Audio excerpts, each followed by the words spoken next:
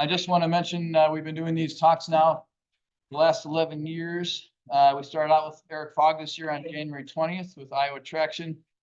And then February 17th, Doug Nebby talked about the Moingona line. And then Gary Holtzinger on March 16th talked about the Chicago Anamosa Northern, also called the CAN. And now we have Don Hofsommer, National Railroad author, historian, and he's going to talk today about puddle jumpers. And so we'll start with Don. Here he is.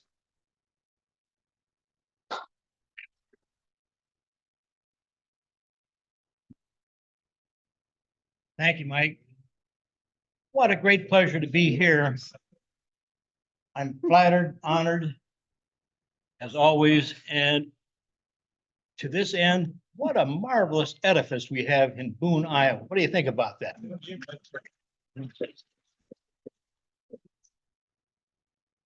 I'm also honored today to have in the audience offspring from Walt O'Connor, a locomotive engineer I knew out of Fort Dodge on the M and St. L, rode many miles with him. Spencer to Esterville, Spencer to Fort Dodge, Albert Lee to Fort Dodge. A very memorable trip one day from Grand Junction to Perry and back ×2. That was not written in the record book. And as it turns out, Mike, would you have those photographs?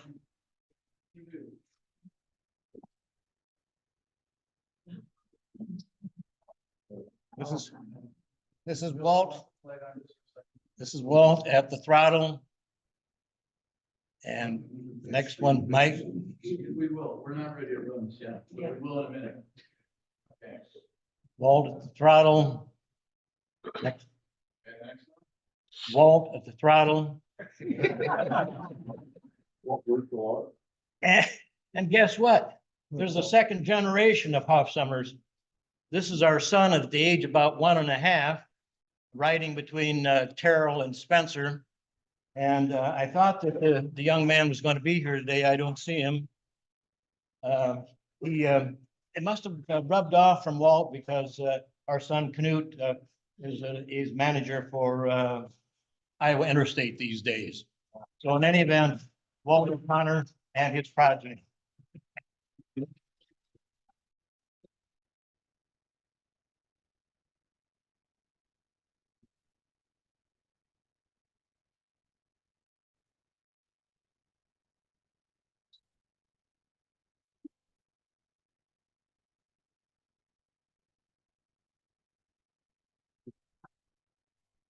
Superintendent Flanagan was frustrated and irritated by long and tedious reports sent by his section foreman, Finnegan.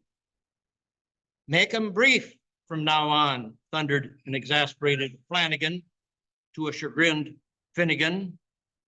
Not long thereafter, Finnegan derailed his handcar, and the resulting report to Flanagan was a model of brevity.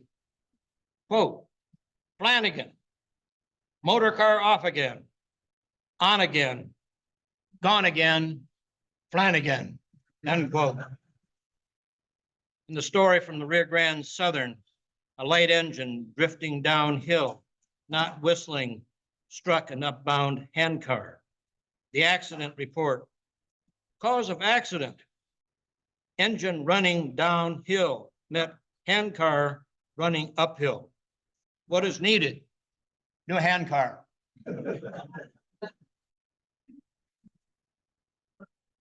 This is the story that was told to me at Marshalltown when I was doing my research on the Iowa Central Railroad.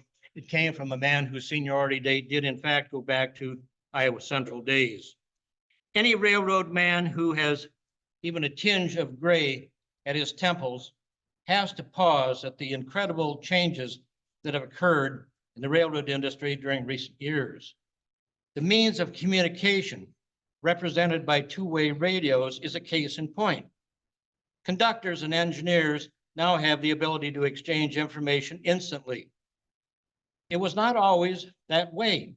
For instance, in 1916, Red Smith, the conductor on Minneapolis and St. Louis Railroad Time Freight 95, wondered why his engineer, Joe Tucker, was making such poor time through Western Illinois. In an attempt to find out, he threw off a message of inquiry as his caboose slowly rattled by a dusty station. The operator there dutifully telegraphed ahead to the next station, where the conductor's interrogative was hooped up to the recalcitrant engineer. Before his locomotive had passed the following telegraph office, the hog had a chance to scrawl his reply, which of course went to the fourth station before the conductor received the answer. The hogger's response was a model of brevity. Quote, "The wind is high, the steam is low, this train is hard to tow. Joe," end quote. Puddlejumpers, Okay, we'll start. Puddlejumpers, Doodlebugs, whatever you call them, gas cars on the M and St. L GE cars. Chris Berger remembers hearing them called hootenannies. Whatever you call them, they were fascinating, and they were found in every corner of the Hawkeye State. My association with gas cars started at Callender, Iowa, where I lived for the first 6 years of my life, stationed on the M and St. L southwest of Fort Dodge. The night trains, they were all night trains then, were not something that I saw often. We did take the train down to Des Moines one time, but more often in the summertime, it was a routine as the sun was now setting to go down to the depot to see what was called in Callender, the 1030. Several people were there just to see what was going on, maybe a passenger or two, the exchange of mail and express and so on. It was a brief stop, maybe 2 minutes, maybe 3 minutes, and off that gas car would go. My memory of the M and St. L gas cars was that they didn't have a muffler, and they were loud. And my sense is that they shot some yellow and blue flames off the stack, but maybe I've imagined that. In any event, we moved from Callender in 1944 to Fort Dodge, and we lived at the northern part of Fort Dodge near the M and St. L track. But again, those trains ran at night. I didn't see them, but I could hear them in the summertime when the windows were open. 1948, we moved to Spencer. M and St. L's gas car had been taken off in June. We moved there in August.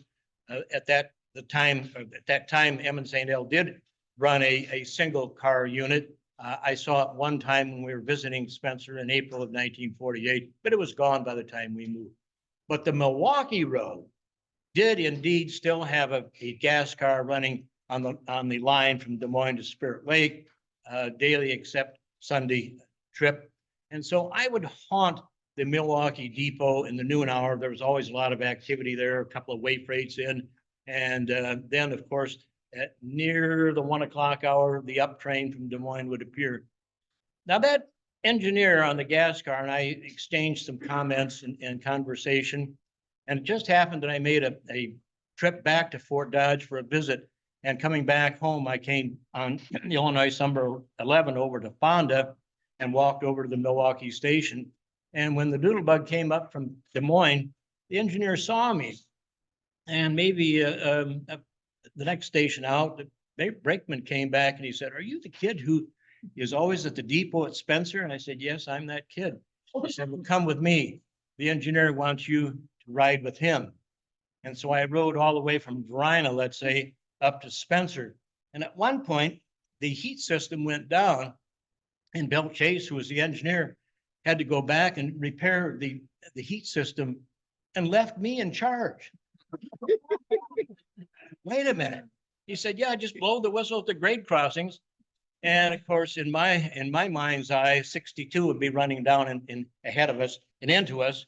Well, 62 was a southbound way freight that was scheduled out of Spencer about 1 o'clock, and it didn't happen. When we got to Spencer, sure enough, it was tucked into a siding.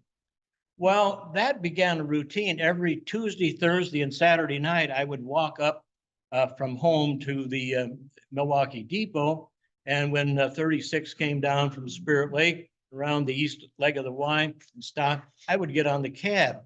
And during that, let's say 10-minute station stop, I would be with Bill Chase in the cab and ride down to the M and St. L crossing, drop off and go home. Well, the end of things came in April of 1952. Those trains were going to come off. And so I made a trip to Spirit Lake, Spencer, on the Saturday before discontinuance. And that might have ended my escapades on the gas cars, but it didn't happen that way. In 1954, Milwaukee petitioned to take off its passenger train from Cedar Rapids to Calmer. That's a line that wandered all over northeastern Iowa. And I took the Milwaukee over to Calmer, and Cecil Cook, whose name is familiar to many of you, picked me up there. And we were around then for the last trip of that upbound train from Cedar Rapids, took some photographs. And Cecil then went home, but I said, I have a ticket on the train to go back to Cedar Rapids. And the engineer said, well, why don't you ride with me? Well, does a bear like honey? Of course I would ride with him. And I said something about Fayette Cut. He said, Fayette Cut, well, do you want me to stop?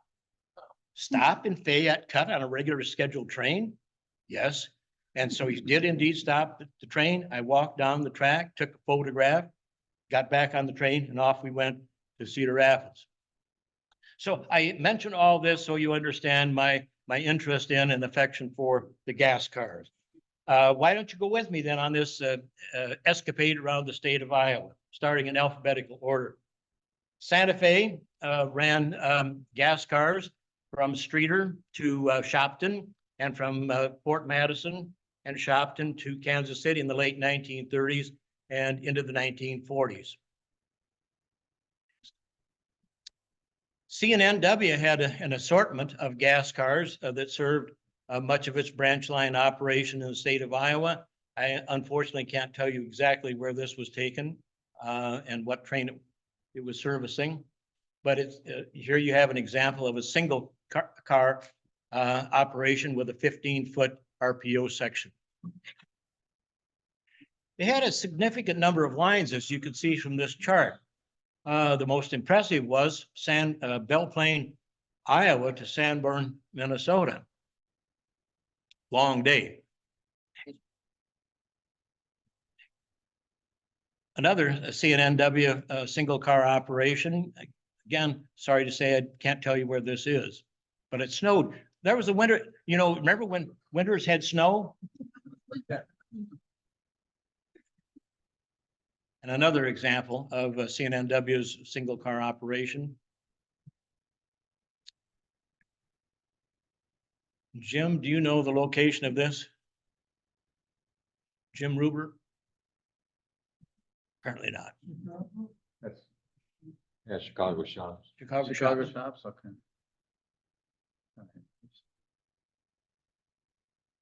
Oh, that's the same. Okay. All right. All right, there we go. Here we are at Haywarden. And this is an example of a very different car. It's motor, RPO section, and then baggage and express. CB&Q had an assortment of lines all across southern Iowa, as you know. And here we have train number 2 at New Market. Another one at New Market, 1943. Here you can see an assortment of lines. The one to Albia Des Moines lasted, I think, late into the 60s.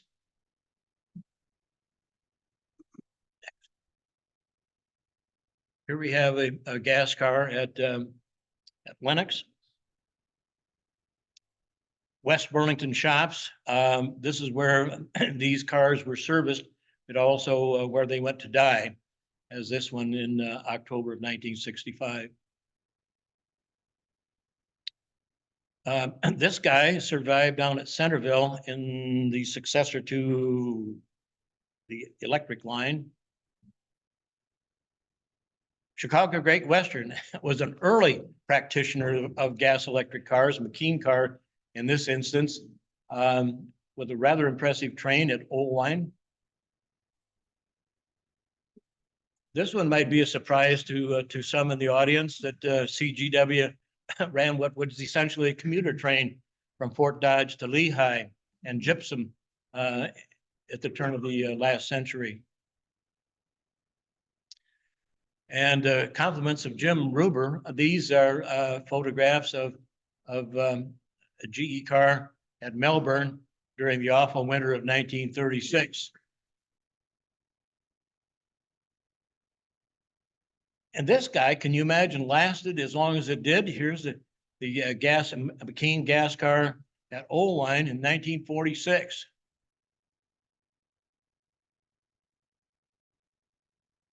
Perhaps a successor to the McKean at Oldline. And I think this was Chicago to Oldline service.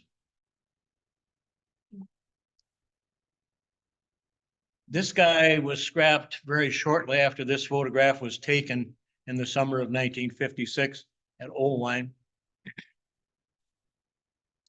Milwaukee Road. This is a Marquette to Dubuque service in the 1940. That's a classic pose, it seems to me, if you know the Marquette area.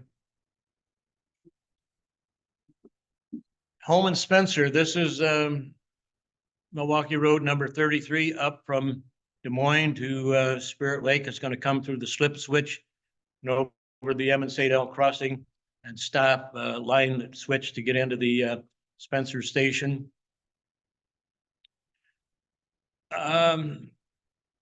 This is Spencer, the noon stop. The mail service has been discontinued. It ended on July 1, 1951. So this would be probably in the fall. Yeah, September 51.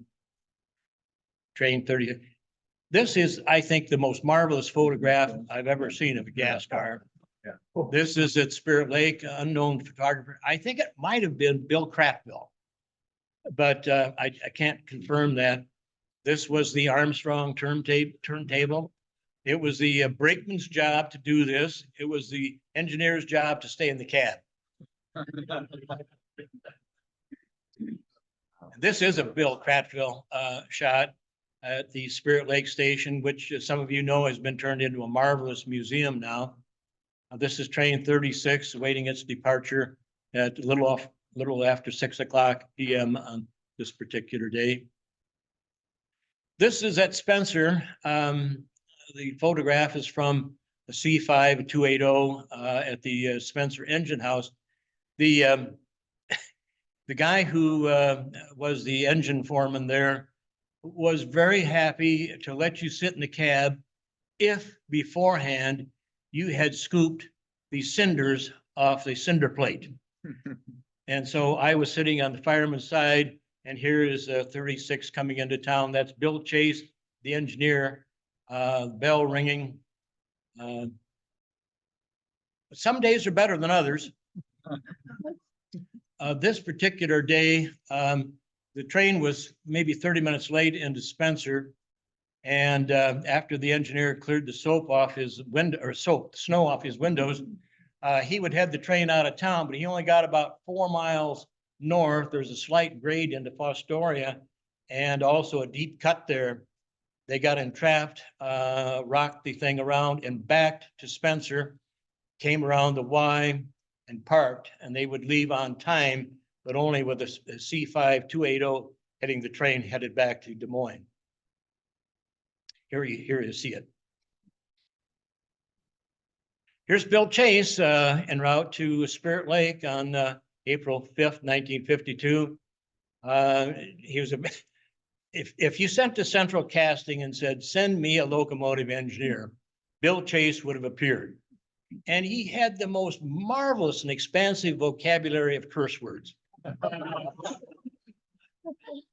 But at home, and I spent an evening overnight with the Chase family in Des Moines, he was a pussycat when his wife was around.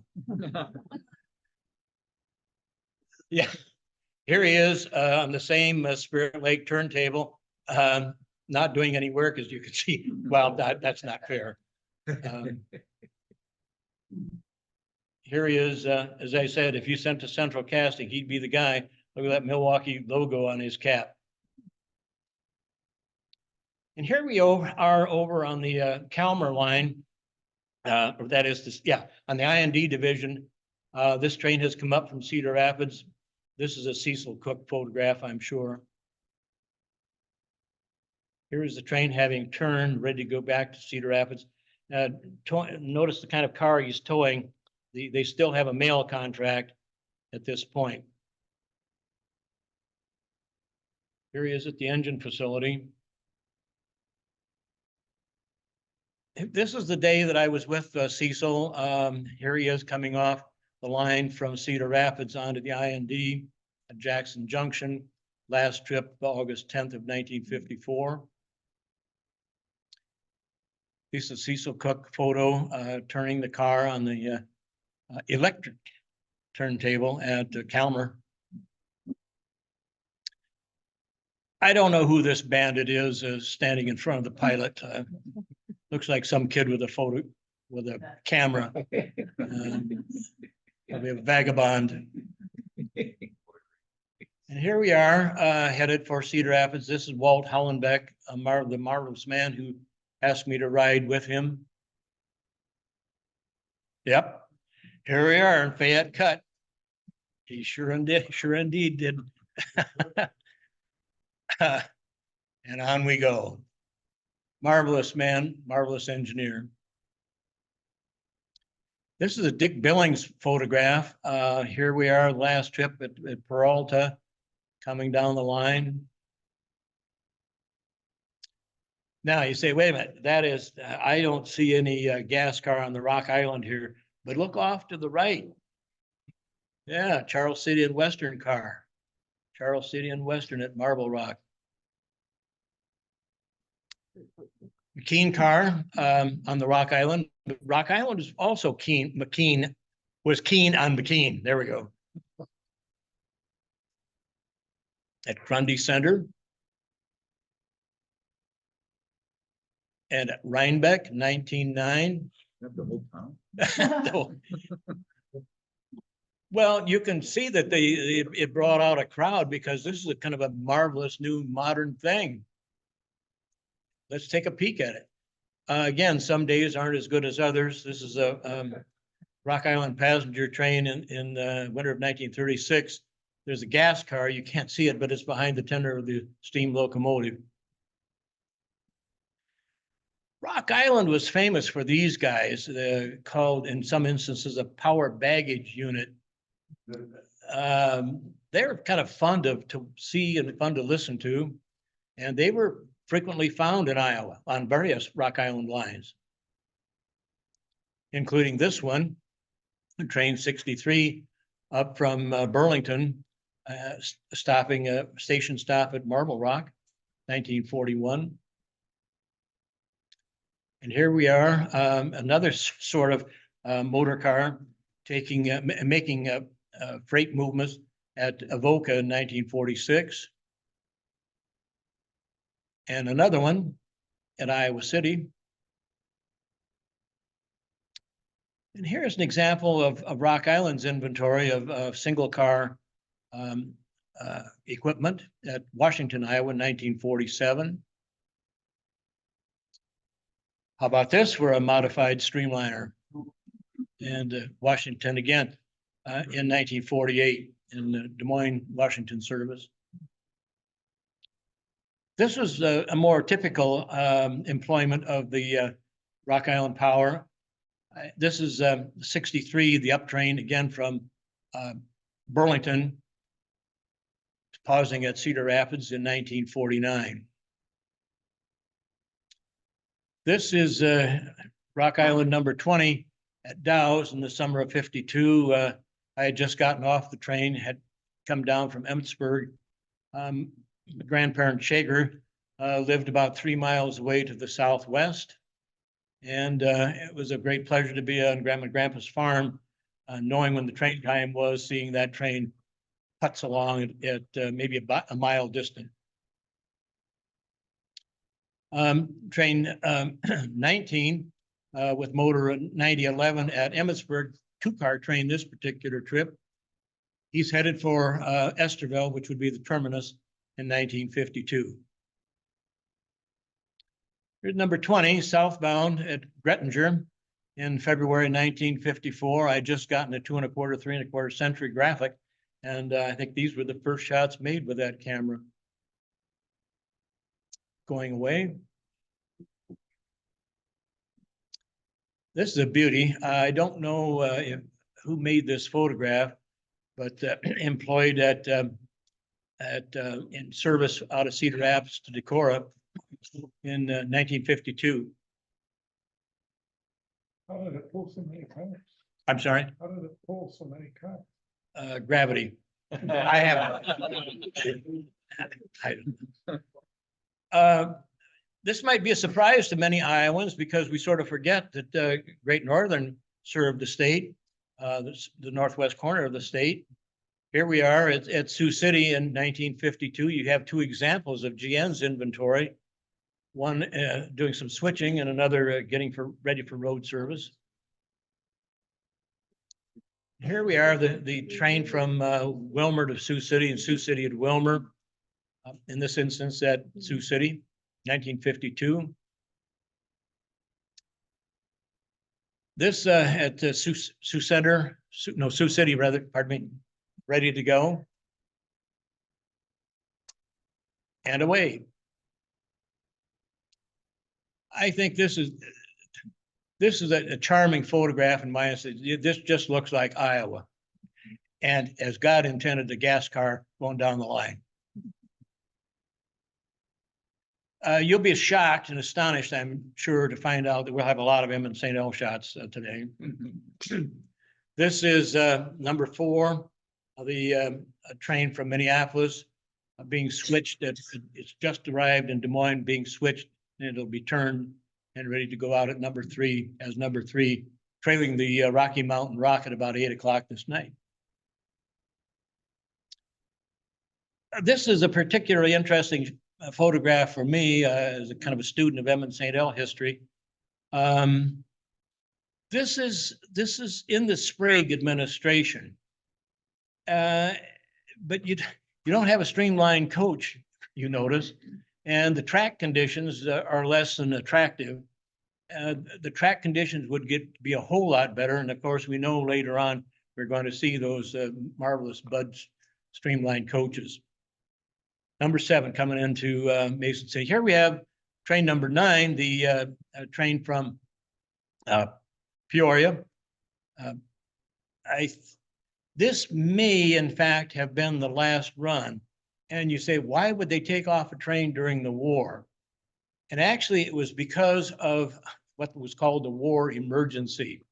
And railroads were allowed to take off short distance trains at that time that had low volume. And the reason for that was to conserve manpower. It was also a means of conserving fuel. This is a particularly interesting photograph because the 17 and 18 were night trains.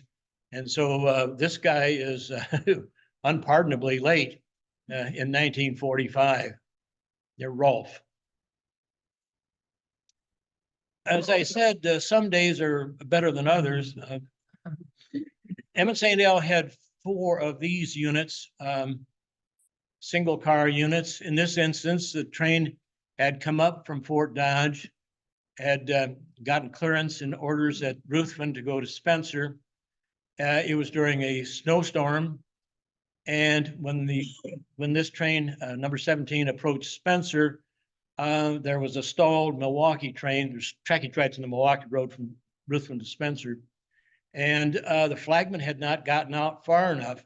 The result was a rear end collision, which would not have been bad, except this collision tipped over the Milwaukee caboose. The caboose stove had coal, ignited coal. The coal fire started the fire of the caboose. The fire of the caboose spread to the GE car, and this was the result. The engineer, Emmett St. L engineer, was injured but not killed. The RPO clerk, I think, was in good shape. There were not any casualties among the passengers.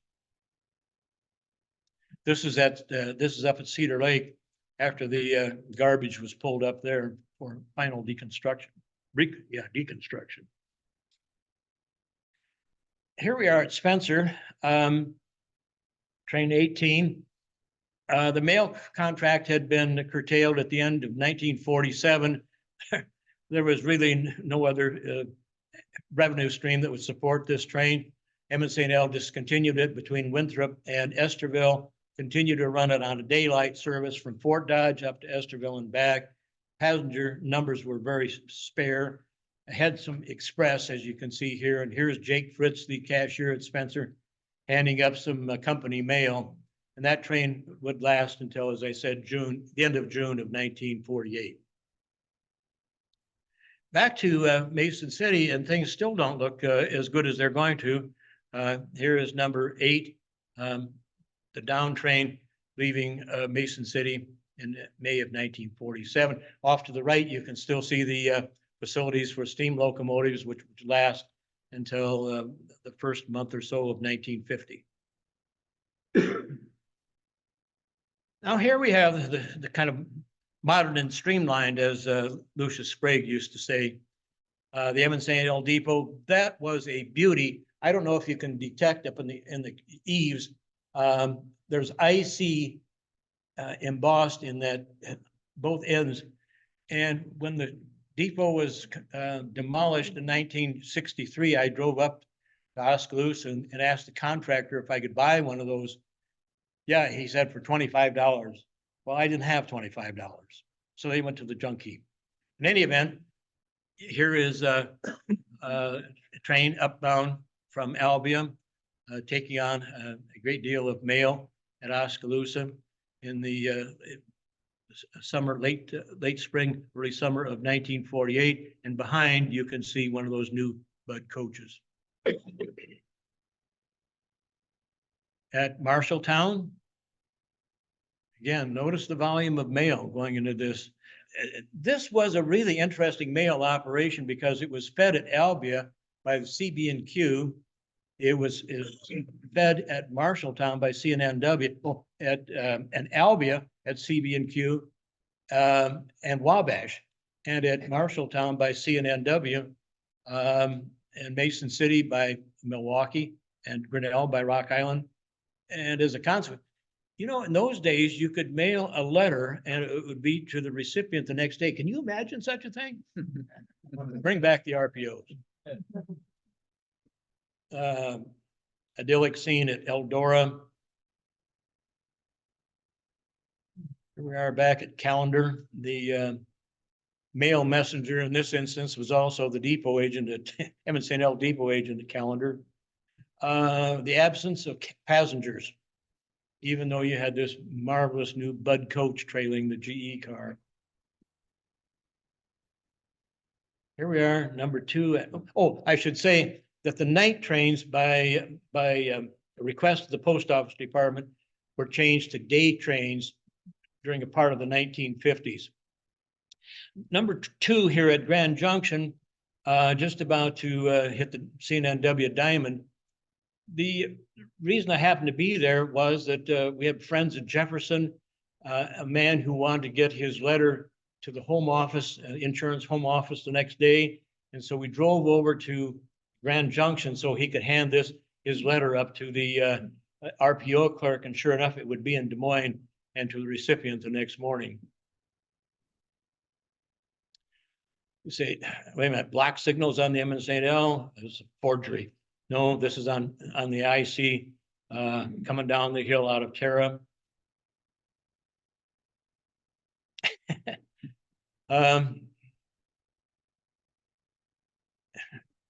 Elmer Reisner on the left. No, on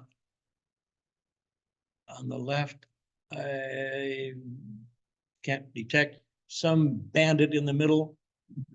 And Reisner, Elmer Reisner from Webster City on the right. This is Fort Dodge on March 27th. This was an interesting story. Iowa chapter NRHS had a trip, started at Ackley on IC number 11. IC number 11 to Fort Dodge, off of IC number 11 onto St. L, up to Britt, bus over to Mason City, looked around to Mason City and Clear Lake, Northwestern, and then back down the St. L to Ackley. What a day, all in a day. You could do those kinds of things. Here we are at Humboldt. Express coming off. Eyeball, eyeball. And Marshalltown.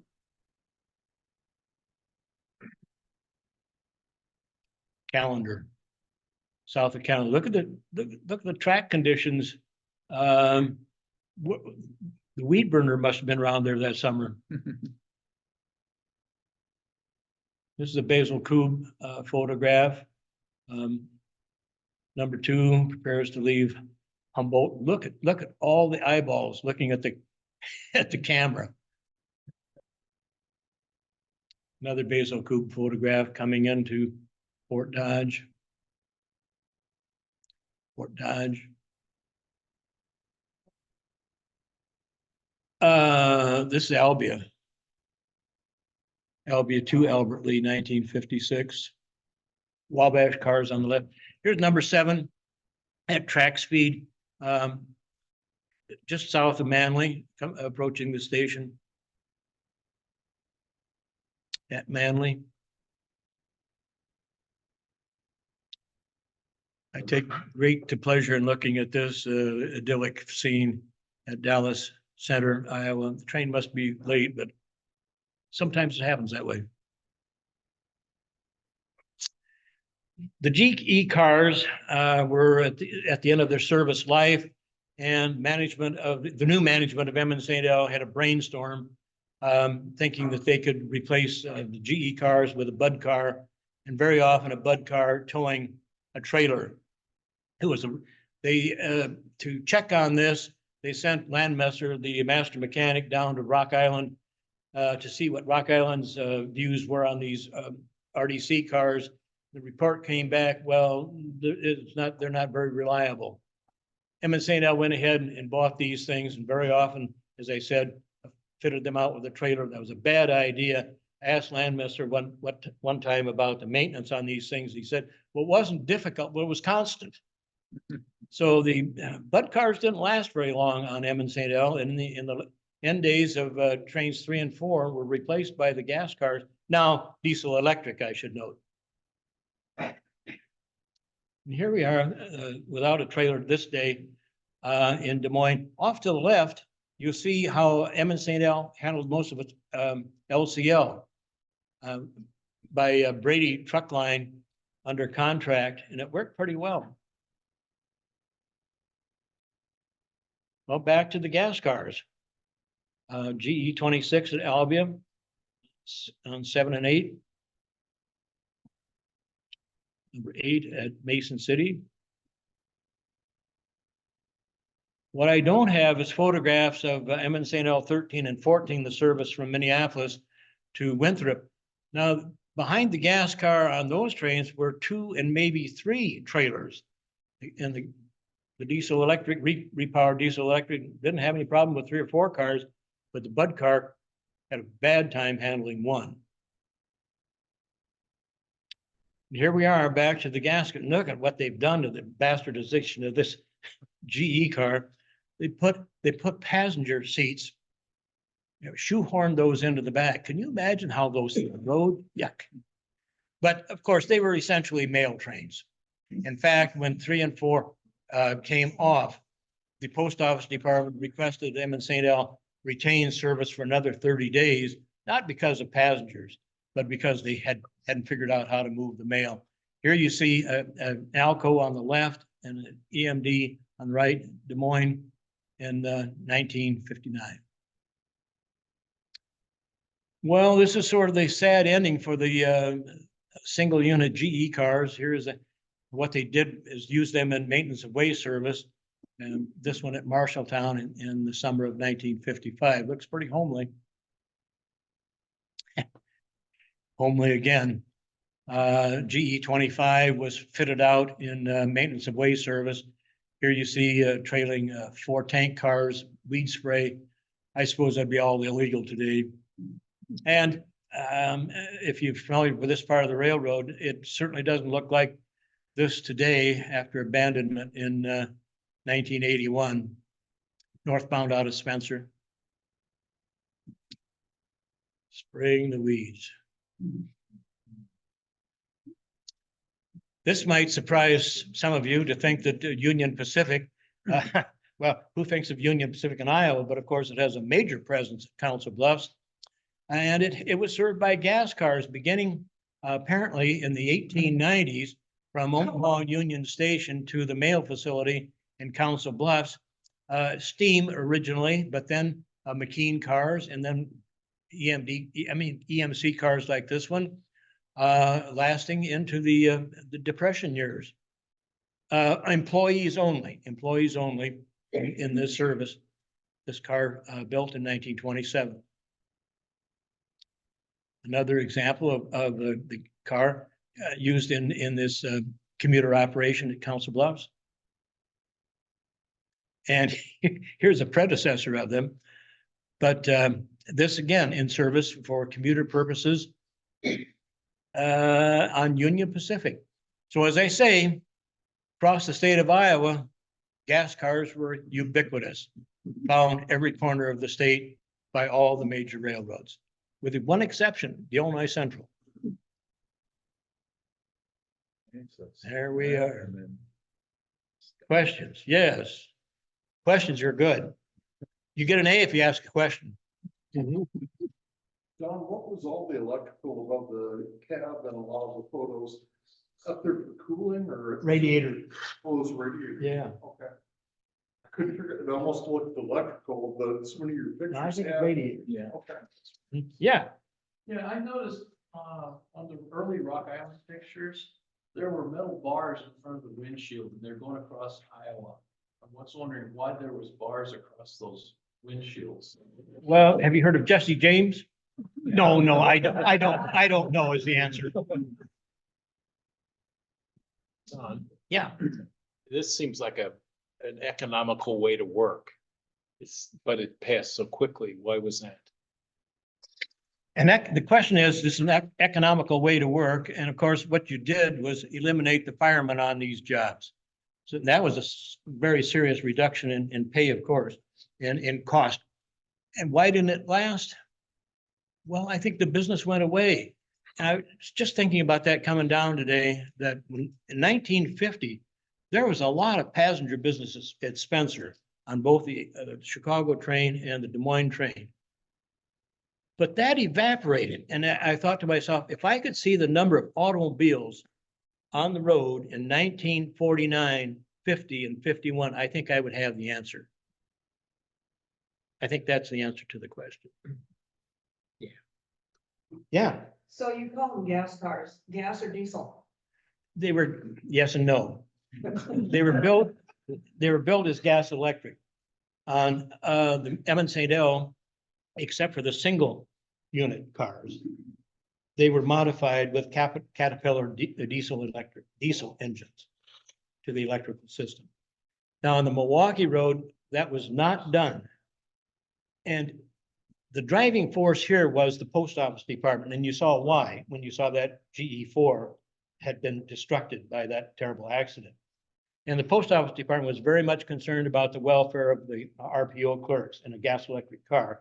And so they pushed the railroad saying, either you put diesel engines in these or you're going to lose the mail contract. Well, the railroad said, how much are we making on the mail contract anyway? And it would cause it would cause the elimination of passenger service. So RPO meaning what? railroad post office. An RPO clerk was a government, a post office employee, not a railroad employee. Two more things. Yeah. How long were they? 80 feet, 100 feet? And how did they get around the curves? I don't know. Let me back it up here. I don't know. You can probably see it right there. Because when they bring 72 the steamers in on the UP, I'm sorry. when they brought the 844 and the 3985 in, we could only put those in certain tracks in the yard because of the curve. I don't think that was an issue with these guys. Okay, all No. right. And I think, So they're You know- articulated? no, No. no. Okay. No, I think somebody said 72 feet, which sounds, I think that's what it is, yeah.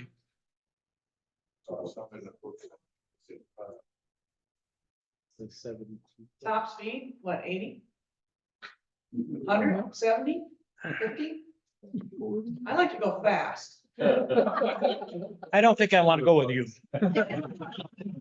Yeah, you do. Fine. Well, I haven't answered your question because I don't know the answer. Maybe 65. But you rode on them. Well, I didn't ride on them fast like you. Oh. I would say max, in my riding with them, I'd say 45. How many passengers could one of these hold? If it was just a one car, let's say. 6 times 3, 18. And in a car like this, it would be a 3 and 2. Did I get the numbers right? 6 times 5, no, 30. But they were really, you wouldn't want to have an abundant body to sit in one of those seats. But abundant bodies were scarce back then. I want an A, so. So were they like, an autopilot where you could step away, because one guy left you in charge, sitting in the seat? You think I'm autopilot? Yeah. For a novice, Yeah, he had it, he had it. He had the controller in the right spot and the throttle at the right spot, and away we went. yeah, and you could just walk away, maybe use the restroom and come back. Yeah. You can do that on modern trains. Wow, yeah. Does that make you feel safe? You have to understand, those were very different days. It was not unusual for a kid to hang around a depot or an engine facility, and you'd be invited into the depot or into the agent's bay. That was not unusual at all at that time, in a way that is so different today.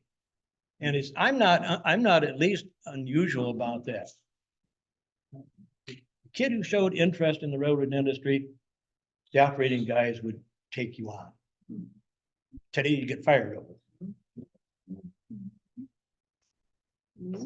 Hey, Don, Mike. looking at your drawing, your bottom drawing here, that front wheel on that McKean car looks way bigger than the other wheels. I never noticed That's that. called a big wheel. No, I don't.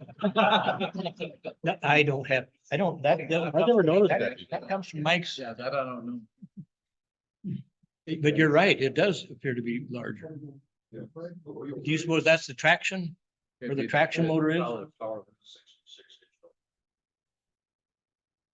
Because right here on the drawing, the McKean car has a wheelbase of 7 foot for the trucks. Or at least that trailing truck. That front truck is fine, it's almost, what, 10 feet, isn't it? That may not be a 4 foot bigger 11 wheel. times. Looks like something's over the top of the regular size. I heard those McKeans are changing. I'm out of my own. See the black line glows, the white line that curves and matches almost. Yeah. In 1947, I rode the Great Western McKean car 1003 from Warren to Reedland, and I never noticed any difference in the wheels. All I remember is I had a window seat, and those round windows rattled so bad I thought they were fall off.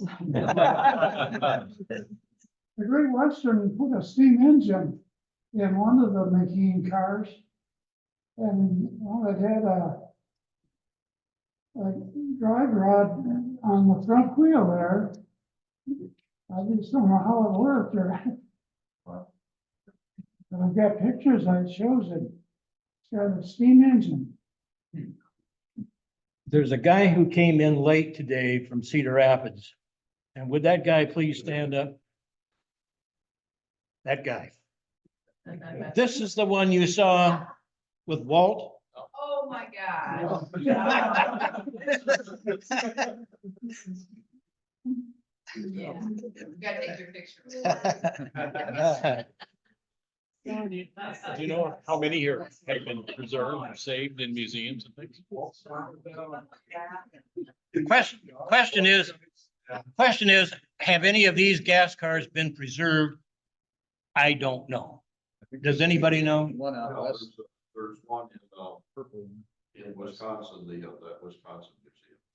Oh, the, Union, is it Union? Nevada, And I understand they're restoring it. It's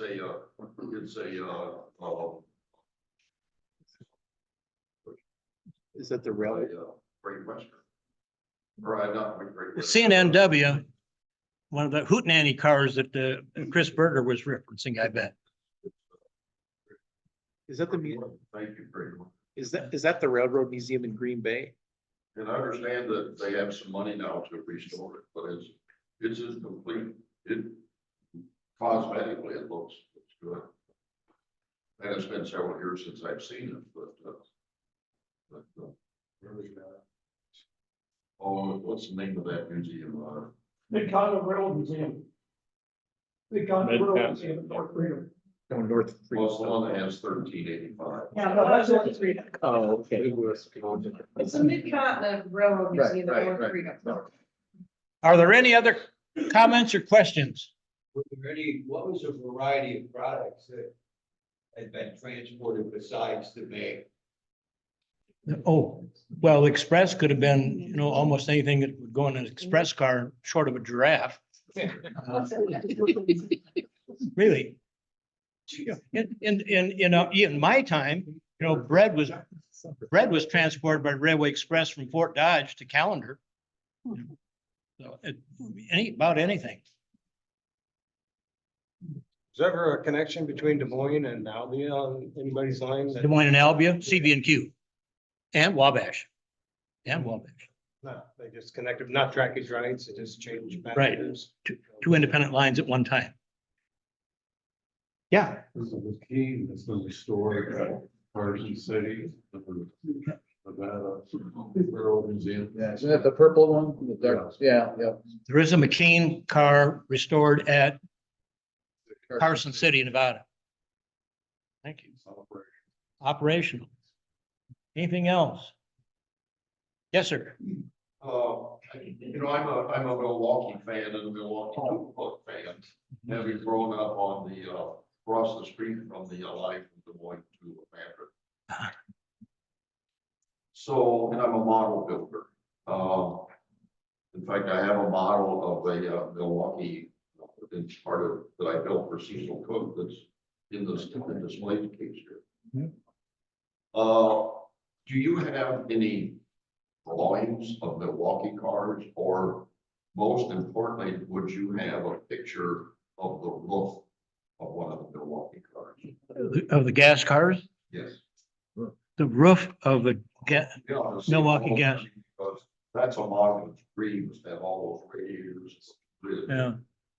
And the only source that I know of is a 1940 model railroad that had instructions as to how to build one, which of course is somewhat primitive, but if there's a, in the world somewhere, if Yeah. you don't have it, it probably doesn't Yeah. exist.